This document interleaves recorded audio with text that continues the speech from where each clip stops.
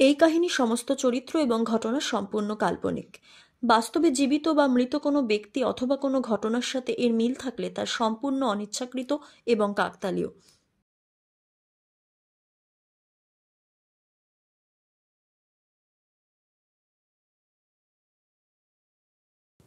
নমস্কার, আপনারা শুনছেন 221B হ্যারিসন রোড, বাংলার ভূত, বাংলার ভয়, উল্টোপাল্টা গল্প নয়। আমি সুমিতেন্দ্র, আর আমার সাথে রয়েছে প্রত্যয়। আমাদের ঘরে বসে লেখো প্রতিযোগিতার ডেট 30 সেপ্টেম্বর অবধি এক্সটেন্ডেড হয়েছে। গল্প কিভাবে এবং কোথায় পাঠাতে হবে আর বিভিন্ন নিয়মগুলো চেক করে নেওয়ার জন্য ভিডিওটাকে একবার পজ করে এই পেজটা দেখে নিন। আজকে আপনারা শুনবেন লেখিকা পারমিতা চ্যাটার্জির লেখা গ্রাম বাংলার গল্প আজিমগঞ্জের এক গ্রাম। আজকের গল্পটা বেশ অন্যরকম এবং বিশেষত সবাইকে রিকোয়েস্ট করব বাড়ির ছোটদের ডেফিনেটলি শোনাতে।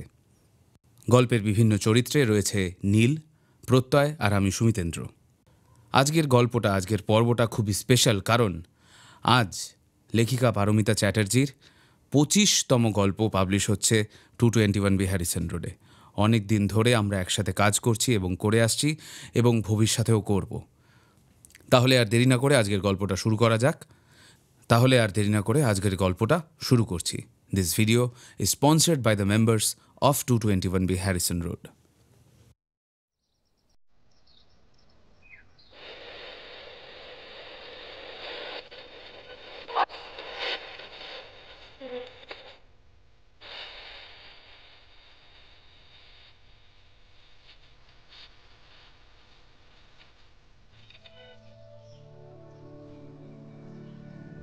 ফজরের নামাজ পাঠ শেষ করে হায়দার আলী তার পুরনো রেডিওটার সামনে পেছনে কয়েকটা চড় থাপ্পড় মেরে সেটাকে চালু করল।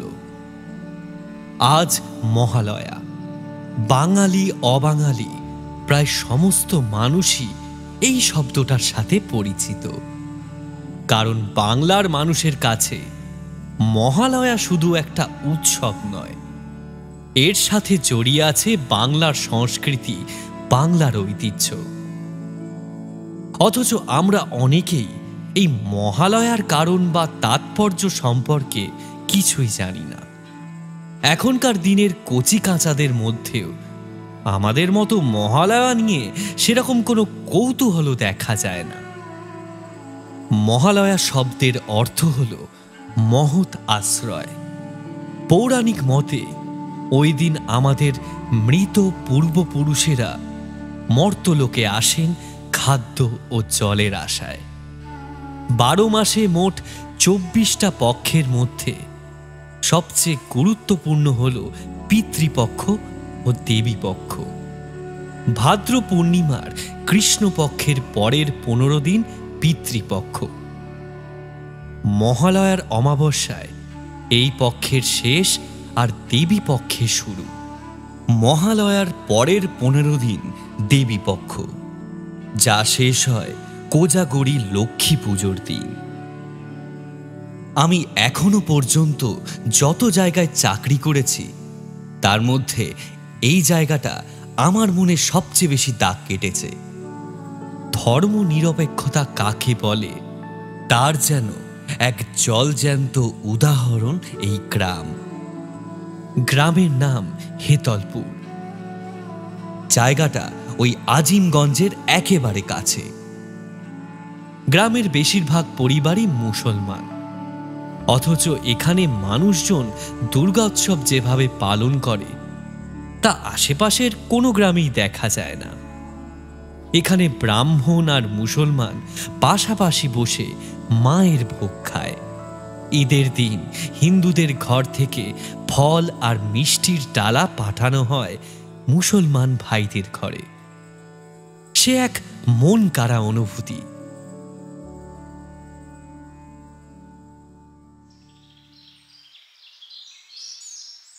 হায়দার আলী মহালয়া শোনা শেষ করে আকাশের দিকে তাকিয়ে 2 হাত জড়ো করে কপালে ঠেকালেন। আজ সকাল থেকেই গ্রামটা যেন একটু অন্যরকম লাগছে, যাকে বলে রূপসী বাংলা। মায়ের আগমনের জন্য প্রকৃতি যেন হয়ে উঠেছে চঞ্চল তরুণী। আমি তর্পণ শেষ করে সবে বাড়ি ফিরছি, এমন সময় হায়দার আলী এসে উপস্থিত। কি স্যার, তর্পণ করে ফিরলেন বুঝি? আমিও গেছিলুম ঘাটে। আহা, কি অপূর্ব দৃশ্য স্যার, আপনাকে কি বলবো। নদীর জল যেখানে দিগন্ত ছুঁয়েছে, মনে হচ্ছে যেন সেইখানেই মায়ের মুখ ভেসে উঠেছে। বাহ, ভারী সুন্দর বললেন তো আলী সাহেব। আমার চোখেও তো কখনো এসব ধরা পড়েনি। না, আপনি যাই বলুন, আপনার মুখে ওই আলী সাহেব ডাকটা না ঠিক শুনতে কিন্তু আমার মোটেই ভালো লাগে না। কেমন যেন পর পর মনে হয়। আমাকে দাদা বলে ডাকতে কি খুব আপত্তি? না না, কি যে বলেন, আপত্তি থাকবে কেন? আচ্ছা বেশ, আপনি যেমনটা চান তাই হবে। এখন ভেতরে আসুন দেখি। না স্যার, আজ আর বসবো না। আপনাকে বলতে এলাম যে আজ যেন আবার উনুনে হাঁড়ি চড়াবেন না। আজ দুপুরে চণ্ডী মণ্ডপে গ্রামের সবার জন্য ভাত ডালের আয়োজন করা হয়েছে। আহামরি কিছু নয়, ওই সবাই মিলে একসাথে একটু আনন্দ করে দুটো ভাত ডাল মুখে দেবো আর কি। আসবেন কিন্তু। আমি চলি, আরও অনেক জায়গায় যেতে হবে। হায়দার আলী চলে যেতেই আমি ফতুয়াটা গায়ে গলিয়ে সাইকেল নিয়ে বেরিয়ে পড়লাম। সাধারণত স্কুল আর টিউশনির চাপে গ্রামের মানুষের সাথে খুব বেশি যোগাযোগ রাখা হয়ে ওঠে না আমার। তাই ভাবলাম আজ যখন ছুটি, তখন একবার গ্রামটা ঘুরে আসা যাক। আমার বাড়ি থেকে পুকুর পাড়ের সরু রাস্তাটা ধরে কিছুটা এগোলি চণ্ডী মণ্ডপ। সেখান দিয়ে যাওয়ার সময় দেখলাম পাশের মাঠে মাটি কেটে উনুন বানানো হয়েছে। গ্রামের মেয়ে বউরা তরি তরকারি কাটছে। সেখান থেকে বিশু ময়রা হাঁক দিয়ে বলল, দুপুরে আসা চাই কিন্তু মাস্টার মশাই, সন্ধ্যাবেলা কীর্তন আছে। আমি ঘাড় নেড়ে সায় দিলাম। সবুজ ধান ক্ষেতের আলবে বাঁশ বাগান কাশবন পার করে আমার সাইকেল এসে থামল শিবুর বেড়ার ঘরটার সামনে। এখানে সে মায়ের মূর্তি বানায়। আমি সাইকেলটা খেজুর গাছে হেলান দিয়ে দাঁড় করিয়ে রেখে গেলাম সেদিকে।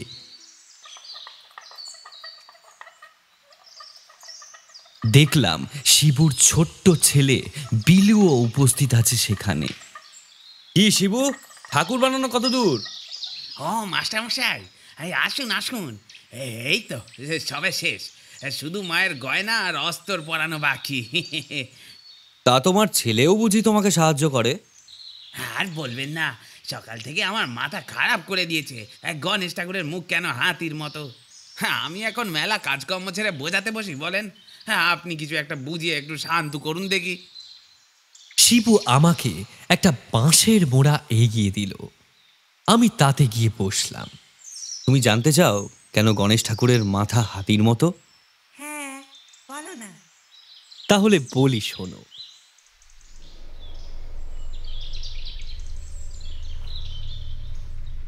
মা দুর্গার বাড়ি হলো কৈলাসে। একদিন দেবী দুর্গা স্নান করতে যাওয়ার সময় মনস্থির করলেন যে তিনি নন্দীকে প্রহরী হিসেবে রাখবেন। কিন্তু সেই সময় নন্দী কৈলাসে উপস্থিত না থাকায় আর কোনো উপায় না দেখে তিনি হলুদের প্রলেপ দিয়ে একটি মূর্তি তৈরি করলেন এবং তাতে প্রাণ প্রতিষ্ঠা করলেন। এইভাবেই গণেশের সৃষ্টি। মা তখন গণেশকে প্রহরী হিসেবে নিযুক্ত করেন এবং আদেশ করেন তার স্নান শেষ না হওয়া পর্যন্ত কেউ যেন ভেতরে প্রবেশ না করে। এমন সময় মহাদেব মায়ের সাথে দেখা করতে এলে গণেশ তাকে বাধা দেয়। অনেক বুঝিয়েও যখন মহাদেব ভেতরে প্রবেশ করতে পারেন না, তখন গণেশের সাথে তার প্রচণ্ড যুদ্ধ হয়। মহাদেব তার শক্তিশালী ত্রিশূল দিয়ে গণেশের মাথা কেটে দেন। এতে মা দুর্গা প্রচণ্ড রেগে যান এবং সমস্ত সৃষ্টিকে ধ্বংস করবেন বলে মনস্থির করেন। তখন সমস্ত দেবতারা মিলে তাকে শান্ত করেন। তখন মা গণেশের শরীরে প্রাণ প্রতিষ্ঠা করার শর্ত দেন। কিন্তু মহাদেবের ত্রিশূল দ্বারা যা কিছু ধ্বংস হয় তার আর সৃষ্টি সম্ভব নয়। তাই মহাদেবের আদেশ অনুযায়ী তার ভক্তরা উত্তর দিক থেকে গজাসুর নামে একটা হাতির মাথা নিয়ে আসে এবং স্বয়ং ব্রহ্মা সেই হাতির মাথা গণেশের শরীরের সাথে যুক্ত করে তাতে প্রাণ প্রতিষ্ঠা করেন। বুঝলে? আমার মুখে গণেশের কাহিনী শুনে ভীষণ খুশি হয়ে ছেলেটা আমায় প্রণাম করল। আমি তার মাথায় হাত বুলিয়ে রওনা দিলাম। এদিকে বেলা বাড়ছে, শরতের সোনা রোদ গায়ে মেখে প্রকৃতি যেন স্ফটিকের মতো চকচক করছে। বুক ভরে বাতাস নিলে শিউলির গন্ধে মনটা কেমন যেন করে। ছোটবেলার কথা মনে পড়ে যায়। কতদিন যে কুমোর পাড়ায় ঠাকুর বানানো দেখে বাড়িতে এসে মূর্তি বানানোর চেষ্টা করেছি।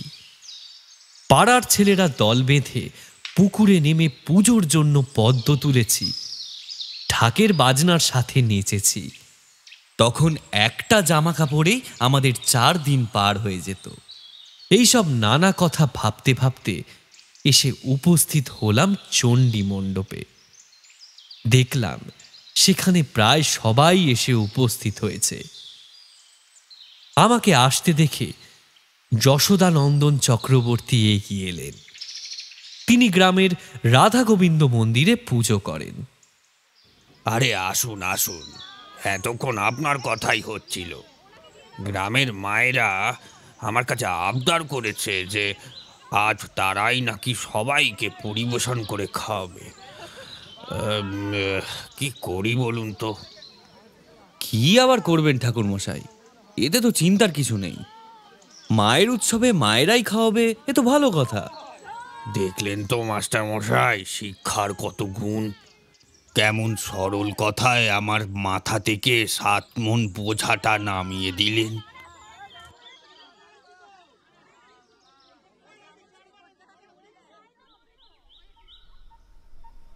সেদিন দুপুরে গ্রামের সকলে মিলে বেশ আনন্দ করে খাওয়া দাওয়া সারলাম। একদম শেষে বসলো মেয়েরা। বেশিরভাগ মানুষই খাওয়া দাওয়া শেষ করে বাড়ি ফিরে গেল। শুধু আমরা হাতে গোনা 10-12 জন চণ্ডী মণ্ডপের চাতালে বসে গল্প করতে লাগলাম। এমন নির্ভেজাল আড্ডার সচরাচর সুযোগ হয় না। আমাদের সবাইকে উদ্দেশ্য করে একজন বলে উঠল, আজকে নদীর পাড়ে সকালবেলা খুব ভিড় হয়েছিল। আমি তো আরেকটু হলে পা হড়কে পড়েই যাচ্ছিলাম। একজন পেছন থেকে ধরে ফেললো তাই রক্ষে। তা মাস্টার মশাই, আপনাকে তো দেখলাম না। না না, যাবো না কেন, গেছিলাম তো। তর্পণ করতে গিয়ে এত ভিড় আর বলবেন না। হয়তো ভিড়ের মধ্যে আপনার সাথে দেখা হয়নি। আচ্ছা ঠাকুর মশাই, আপনার মুখেই শুনেছি যে পূর্বপুরুষদেরকে জল দান করার জন্য তর্পণ করা হয়, কিন্তু এই প্রথা কবে থেকে শুরু হয়েছিল সে সম্পর্কে কিছু বলতে পারেন? দেখো বাবা হায়দার, আমি এই বিশাল শাস্ত্রের কতটুকুই বা জানি। তবুও যতটা জানি তাতে বলতে পারি যে রামচন্দ্র যখন অকাল বোধন করার জন্য মায়ের পূজা করেছিলেন, তখন তিনি প্রথম তর্পণ করেন। আবার মহাভারতে কথাও বলা আছে যে কর্ণের মৃত্যুর পর যমলোকে তাকে স্বর্ণ রৌপ্য এসব খেতে দেওয়া হয়েছিল। তখন তিনি যমরাজকে এর কারণ জিজ্ঞাসা করায় উত্তরে যমরাজ বলেছিলেন যে কর্ণ সারা জীবনে সোনা রূপ ছাড়া কাউকে কিছুই দান করেনি। তার নিজের বংশ বা পূর্বপুরুষের প্রতি তার কোনোই দান নেই। তখন তিনি কর্ণকে 15 দিনের জন্য মর্তলোকে পাঠান এবং কর্ণ তার পূর্বপুরুষের উদ্দেশ্যে তর্পণ করেন। হায়দার আলী মাথা নিচু করে ঘাড় নাড়লেন। তারপর কিছু একটা চিন্তা করে নিয়ে আবার প্রশ্ন করলেন, আচ্ছা এই তর্পণ মেয়েরা করে না কেন? করতে পারে না?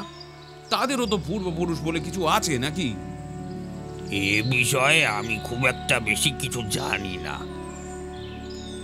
মাস্টার মশাই, আপনি কিছু বলতে পারবেন? এমন একটা হঠাৎ প্রশ্ন করাতে আমি প্রথমটা বেশ ঘাবড়ে গেলাম। তারপর নিজেকে খানিকটা সামলে নিয়ে বললাম, আমি আর এসব জানবো কি করে?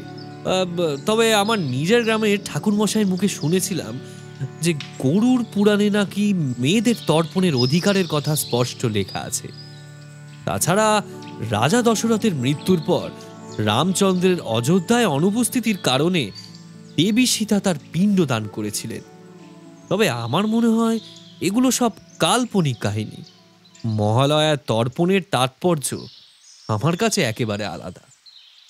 তা আপনার কাছে তাৎপর্য কি শুনি?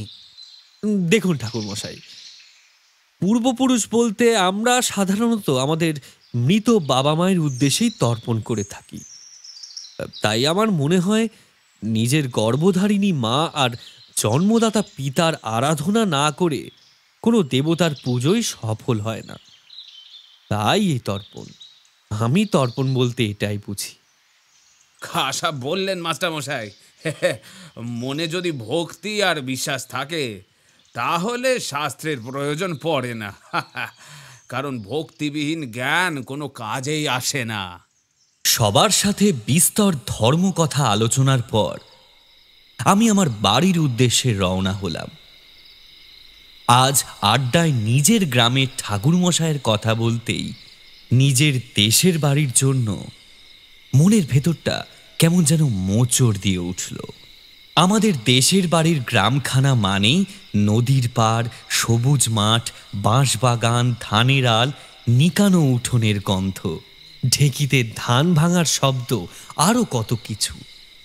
আমার এখনো বেশ মনে আছে, তখন আমি অনেকটাই ছোট, সাঁতার কাটতে শিখিনি। বাবা পিঠে চড়িয়ে বালি পুকুরে সাঁতার কাটাতেন। পুকুরটার নিচে বেলে মাটির স্তর হওয়ায় তার নাম বালি পুকুর।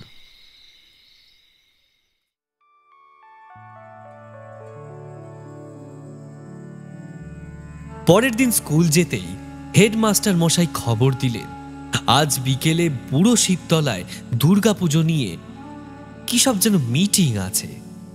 আমি যেন সেখানে উপস্থিত থাকি। কিন্তু সেদিন বিকেল থেকে আকাশের যা অবস্থা, তাতে বুড়ো শিবতলার বদলে মিটিং হলো হায়দার আলীর বাড়িতে। বাঙালির শ্রেষ্ঠ উৎসব দুর্গাপুজোর মিটিং চলছে এক মুসলমানের বাড়িতে। সেখানে আবার উপস্থিত রয়েছেন গ্রামের হিন্দু ব্রাহ্মণ পণ্ডিতেরা। একেই বলে উৎসব। মানুষের মনকে যা উৎকৃষ্টের দিকে নিয়ে যায় তাই উৎসব।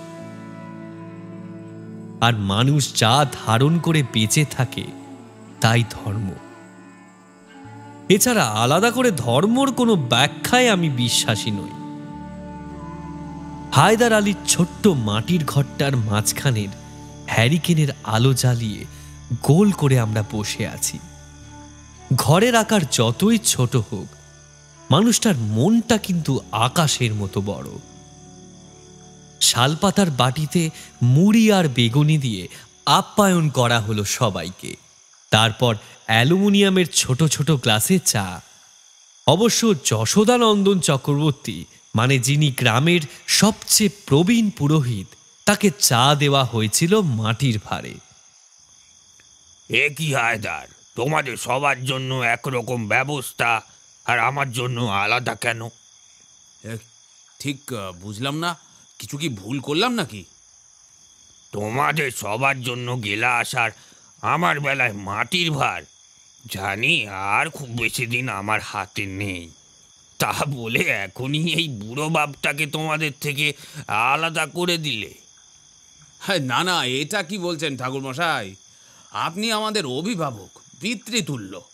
আসলে এই গ্লাসগুলো আমাদের ব্যবহার করা। আপনি রাধা গোবিন্দ মন্দিরে নিত্য পুজো করেন, তাই আর আপনাকে গ্লাসে দিলাম না। ঠাকুর মশাই নিজের মাথাটা বার কতক এদিক ওদিক ঘুরিয়ে খানিকক্ষণ হাসলেন। তারপর বললেন, তোমরা এখনো অন্ধকারেই থেকে গেলে হায়দার। ঈশ্বর কোনো সম্প্রদায়ের সম্পত্তি নয়, তিনি অনন্ত অসীম নিরপেক্ষ। একটু ভেবে বলো তো হায়দার, সেদিন পাশের গ্রাম থেকে দুপুরবেলা বাড়ি ফেরার সময় যখন আমি রাস্তায় জ্ঞান হারিয়েছিলাম, তখন সেটা দেখতে পেয়ে তুমি আমার মুখে জল না দিলে কি হতো সেদিন? কোথায় যেত আমার পৌরোহিত্য? তো তাহলে আজ এই ভেদাভেদ কেন? ঠাকুর মশাইয়ের কথা শুনে হায়দার আলীর চোখের জলটা যেন চকচক করে উঠল। তারপর শুরু হলো পুজোর 4 দিনের নানান রকম হিসেব নিকেশ, পুজোর নিয়ম পদ্ধতি নিয়ে আলোচনা। ঠাকুর মশাই গ্রামের সমস্ত মুসলমান ভাইদের পরিবারকে আদেশ দিলেন তারা যেন ওই 4 দিন চণ্ডী মণ্ডপে মায়ের সামনেই নামাজ পাঠ করে। এটা এখানকার অনেক পুরনো প্রথা। আমার আর কয়েকজনের উপর দায়িত্ব পড়ল পাশের গ্রাম থেকে মায়ের গয়না আনা। মধুশঙ্কর এখানকার কৃষক সমিতির নেতা। ওনার তত্ত্বাবধানে প্রায় 50টি কৃষক পরিবার আছে এখানে। এই গ্রামের পুজো পদ্ধতির মধ্যে একটি বিশেষ নিয়ম হলো মায়ের ঘট স্থাপন করা হয় ধানের উপর। সেই ধান এবং পুজোর 4 দিনের মায়ের ভোগের চাল আসে এই পরিবারগুলো থেকে। সমস্ত গ্রাম যেন জাতি, ধর্ম, বর্ণ নির্বিশেষে মেতে উঠেছে মাতৃবন্দনায়।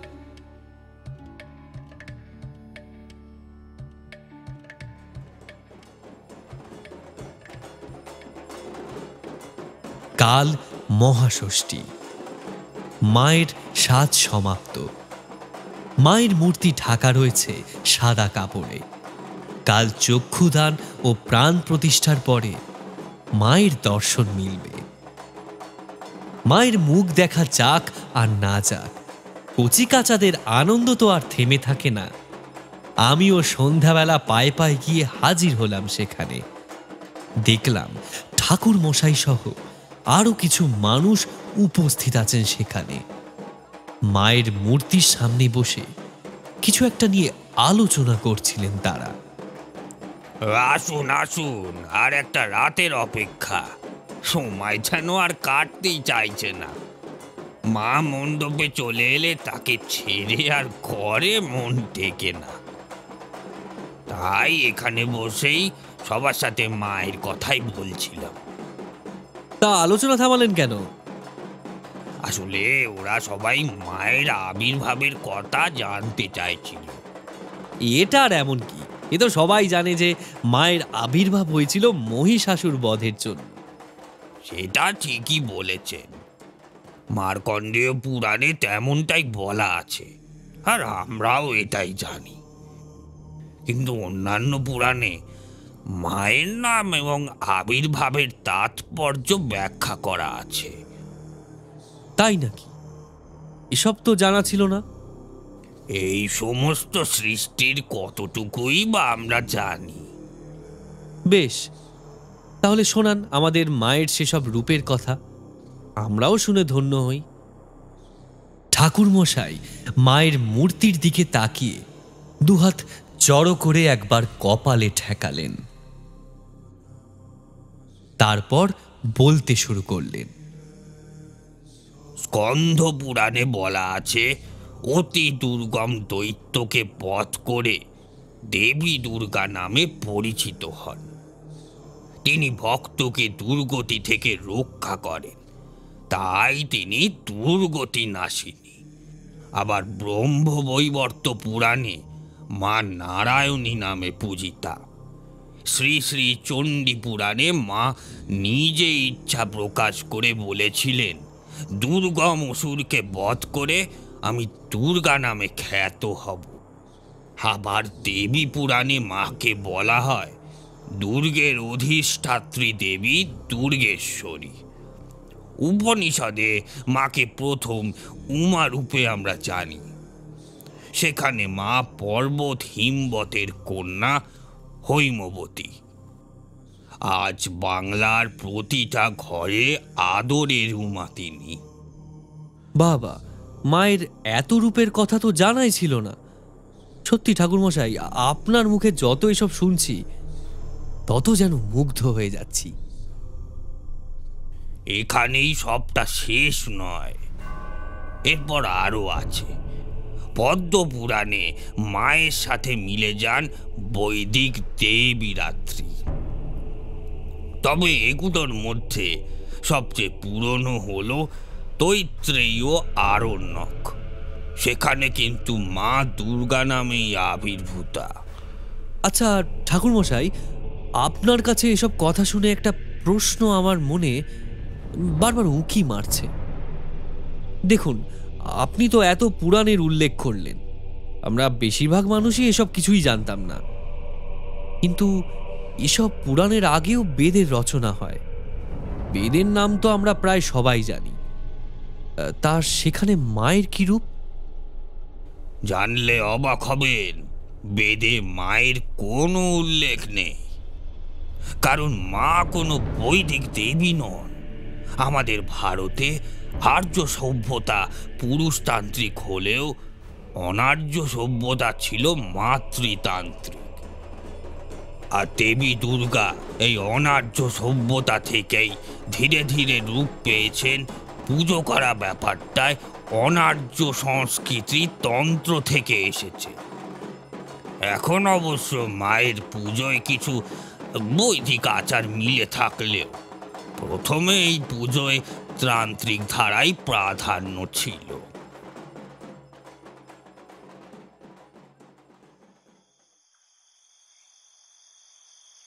রাত তখন খুব বেশি হয়নি। বাড়ি ঢুকতে যাব এমন সময় কারোর একটা গলা শুনতে পেলাম পেছনে। মাস্টারমশাই, ও মাস্টারমশাই, আরে দাঁড়ান দাঁড়ান, ও মাস্টারমশাই। আমি পেছন ঘুরে তাকিয়ে দেখি রহিম খুড়ো প্রায় ছুটতে ছুটতে এগিয়ে আসছেন আমার দিকে। কি হলো চাচা, এত হাঁপাচ্ছেন কেন? কি হয়েছে? বাড়িতে চাচি ঠিক আছেন তো? হ্যাঁ হ্যাঁ, সব ঠিকই আছে। তা মাস্টারমশাই, আমাকে এটা একটু পড়ে দেন দেখি। একটা পোস্ট কার্ড আমার হাতে দিয়ে কথাগুলো বললেন তিনি। এটা তো একটা চিঠি চাচা। কার চিঠি এটা? আমার ছেলের চিঠি। আজকে বিকেলবেলা তারে এসেছে। রাতে তো ভালো চোখে দেখি না, তার সকাল পর্যন্ত অপেক্ষা করার আর ধৈর্য নেই আমার। এর যদি একটু পড়ে দাও। কবে আসবে লিখেছে দেখো না। বলেছিল এবারে পুজোয় আমার জন্য শহর থেকে একটা ভালো শাল এনে দেবে। পুরনোটা একেবারে ছেড়ে গেছে। আমি রহিম খুড়োকে নিয়ে ঘরে এলাম। আলোটা জ্বালিয়ে চিঠিটাতে একবার চোখ বোলাতেই যা বুঝলাম, সে কথা যে চাচাকে কেমন করে বলবো কিছুতেই বুঝে উঠতে পারছিলাম না।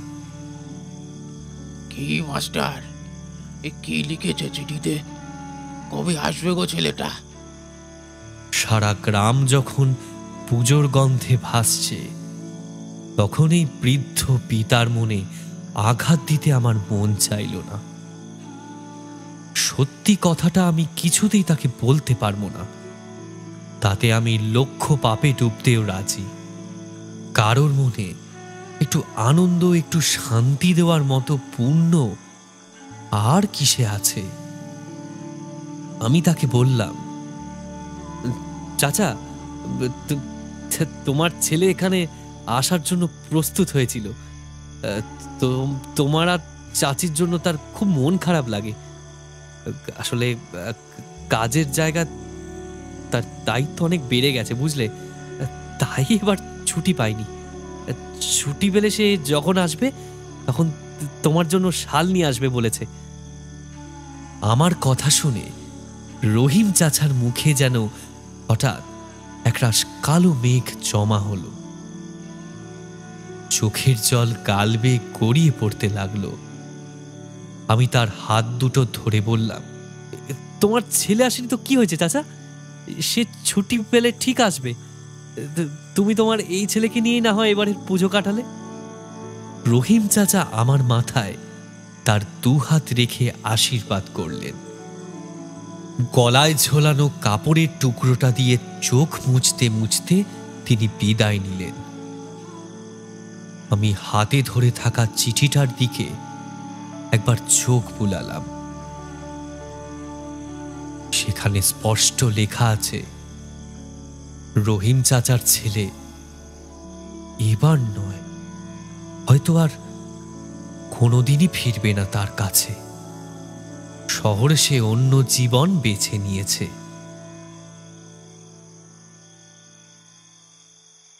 সেদিন রাতে আমি তাড়াতাড়ি খাওয়া দাওয়া করে শুয়ে পড়লাম।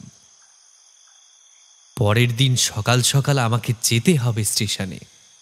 নবদ্বীপ থেকে একজন শাস্ত্রজ্ঞ পণ্ডিত আসছেন এবার গ্রামের পুজোয়। ঠাকুরমশাইয়ের বাল্য বন্ধু তিনি। ঠাকুরমশাইয়ের ইচ্ছে এবার তার হাতেই মায়ের প্রাণ প্রতিষ্ঠা হোক। ওনাকে স্টেশন থেকে আনতে যেতে হবে কাল সকালে।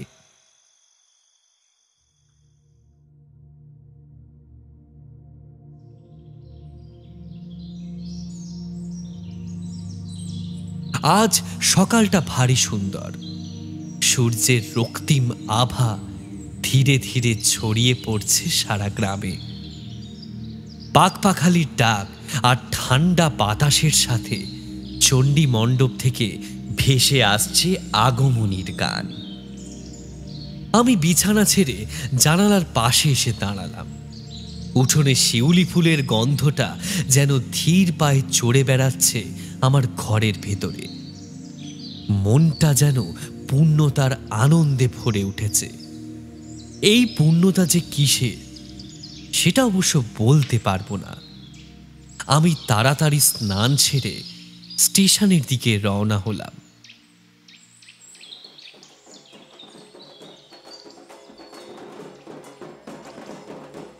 যথাসময়ে নবদ্বীপের সেই পণ্ডিত মানে রাধানাথ ভট্টাচার্যকে নিয়ে আমি উপস্থিত হলাম চণ্ডী মণ্ডপে। তিনি নিয়ম মেনে মায়ের চক্ষুদান ও প্রাণ প্রতিষ্ঠা করলেন। গ্রামের ঠাকুরমশাইও এতদিন পর তার বাল্য বন্ধুকে পেয়ে বেজায় খুশি হলেন। পুজোর কাজ ওনারা দুজন মিলেমিশেই করছেন। এ গ্রামে পুজোর একটা ব্যাপার আমাকে বেশ অবাক করল। এখানে একটা নয়, 3টে মূর্তির পুজো হয়।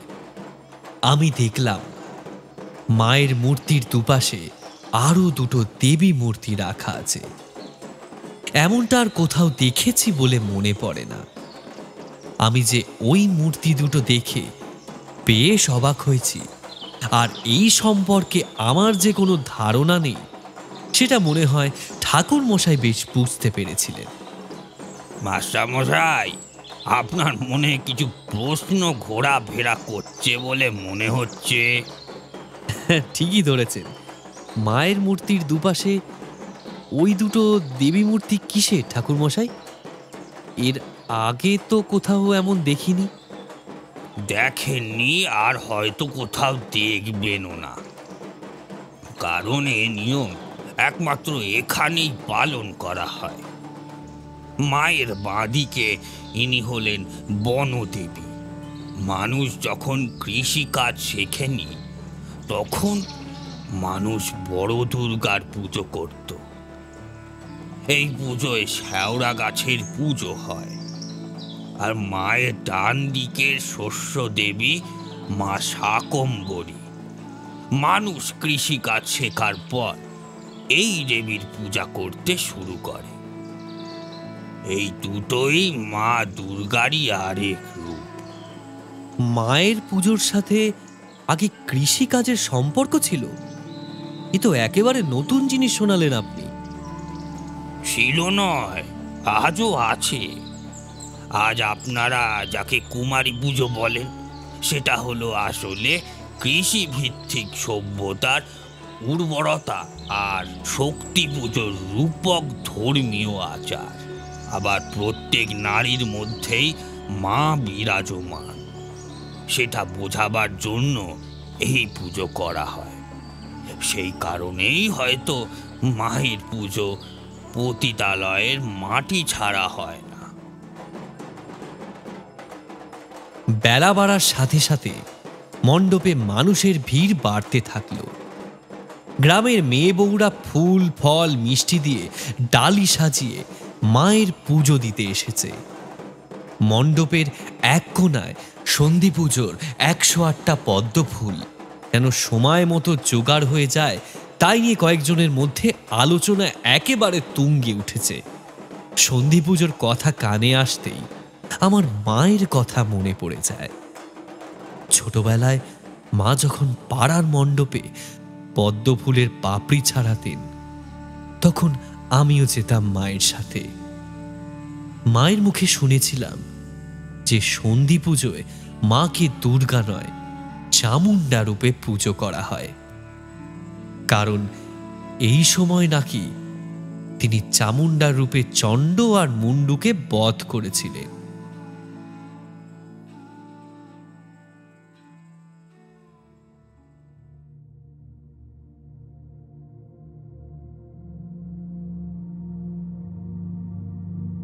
দুটো দিন গ্রামের সবার সাথে হই হই করে দিব্যি কেটে গেল।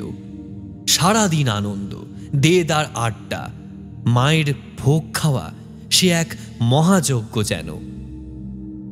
প্রাণ খোলা গল্পে আর হাসিতে কখন যে দিন পেরিয়ে বিকেল আর বিকেল পেরিয়ে রাত হতো তা বোঝা যেত না।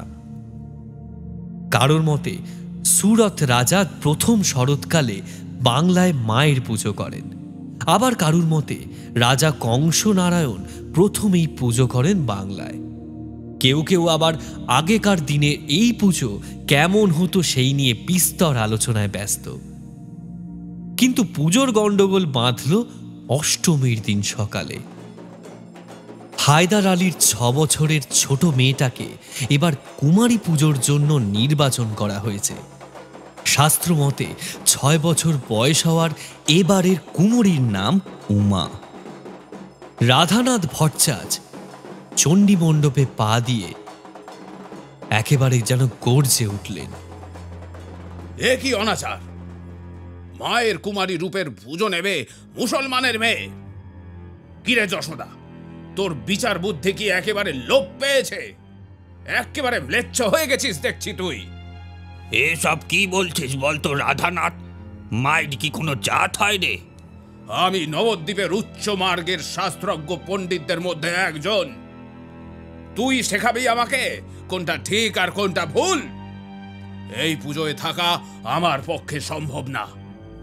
সেটা তুই যেটা ভালো বুঝিস তাই কর, কিন্তু মায়ের পুজোর দিনে আমার গ্রামের এই সরল মানুষগুলোর মনে তোর ওই মিথ্যে পাণ্ডিত্যর চাবুক আমি কিছুতেই মারতে দেব না।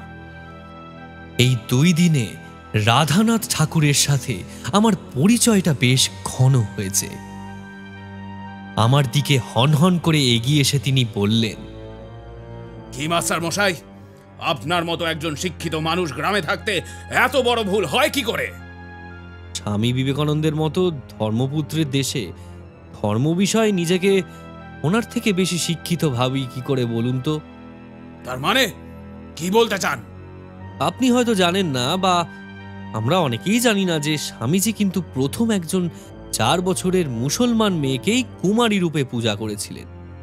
আর তিনি ছিলেন মাতৃ সাধক পরম পুরুষ রামকৃষ্ণ দেবের শ্রেষ্ঠ ভক্ত। তিনি মাতৃপূজার কোনো অনাচার করতে পারেন বলে কি আপনার মনে হয়? আমার অকাট্য যুক্তির সামনে তিনি আর মুখ খুলতে পারলেন না। নিজের ভুল বুঝতে পেরে হায়দার আলীর মেয়েকেই নিজে হাতে পূজা করেছিলেন। পরিস্থিতির সাথে তালে তাল মিলিয়ে যখন তখন গান ধরাটা নিমাই বাউলের স্বভাব। সে একতারা বাজিয়ে গানের বোল ধরল। পুজো কাটিয়ে একাদশীর দিনে নবদ্বীপ ফিরে যাওয়ার আগে রাধানাথ ঠাকুর গ্রামের মসজিদে গিয়ে মাথা ঠেকালেন। মায়ের পুজো যেন সার্থক হলো আমাদের। শাস্ত্র বা ধর্ম মানুষকে কখনো বঞ্চিত করে রাখে না।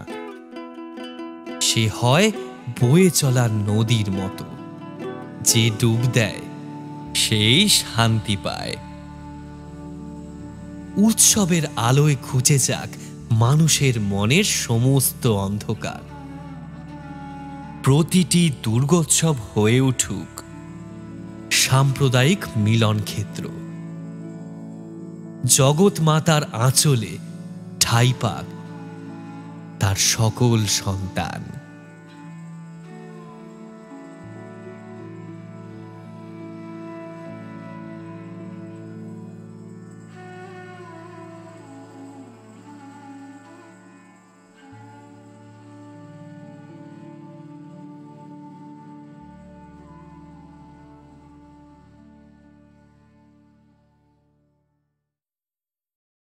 শেষ হলো লেখিকা পারমিতা চ্যাটার্জির লেখা 221B হ্যারিসন রোড চ্যানেলে 25তম নিবেদন, আজিমগঞ্জের এক গ্রাম।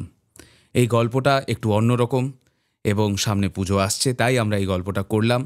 বাড়িতে যারা ছোট খুদে খাদারা আছে তাদেরকে কিন্তু এই গল্পটা অবশ্যই শোনাবেন। আশা করি সবার খুব ভালো লেগেছে। কমেন্ট করে জানান কীরকম লাগলো। আমরা জানি এরকম গল্প আপনারা এনজয় করেন এবং অনেকেই রিকোয়েস্ট করেন মাঝে মধ্যে এরকম গল্পগুলোর জন্য। আচ্ছা, আপনারা যারা আমাদের গল্পের আপডেটসগুলো মিস করে যান বা তালদিঘির গল্প পরপর শুনতে চান, তারা ডেফিনেটলি আমাদের হোয়াটসঅ্যাপের দুটো চ্যানেলে জয়েন করতে ভুলবেন না। লিঙ্ক দুটোই ডেসক্রিপশনে দেওয়া রইল এই ভিডিওর। তাহলে আজকের পর্ব এখানেই শেষ করছি। দেখা হচ্ছে খুব তাড়াতাড়ি, only on 221B Harrison road. বাংলার ভূত, বাংলার ভয়, উল্টোপাল্টা গল্প নয়।